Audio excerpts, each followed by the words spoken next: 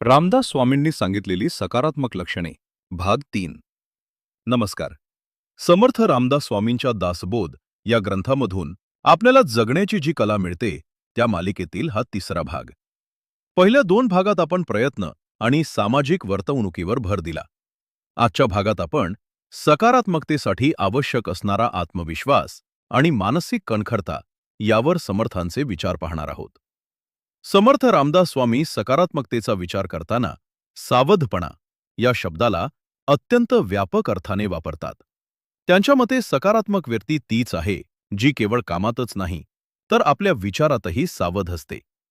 सावधपणे सर्वही करावे असे सांगून ते सुचवतात की घाईघाईने घेतलेले निर्णय नेहमीच पश्चात्तापाला कारणीभूत ठरतात. संयम राखून परिस्थितीचे विश्लेषण करणे आणि मगच पाऊल उचलणे हे एका धीर गंभीर आणि सकारात्मक मनाचे लक्षण आहे. जो व्यक्ती संकटात घाबरत नाही तोच भविष्यातील संधी ओळखू शकतो. दुसरे महत्वाचे लक्षण म्हणजे निश्चय आणि निर्धार.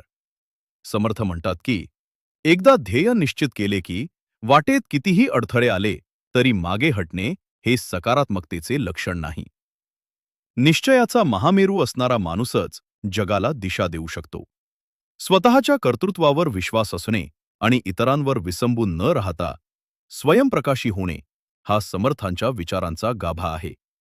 परावलंबित्व हे नकारात्मकतेला जन्म देते, तर स्वावलंबन हे व्यक्तीला अधिक ऊर्जावान आणि आनंदी बनवते. शेवटी समर्थ वृत्तीच्या प्रसन्नतेवर भर देतात. ते सांगतात की ज्याचे मन शुद्ध आहे आणि ज्याच्या मनात कोणाबद्दलही कपट नाही त्याचे शरीर आणि मन दोन्हीही निरोगी राहतात.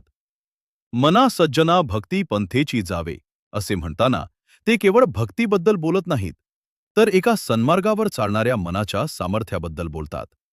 जो व्यक्ती ईश्वरावर आणि स्वतःच्या सत्कर्मावर श्रद्धा ठेवतो त्याला बाह्य जगातील कोणतीही नकारात्मकता पराभूत करू शकत नाही.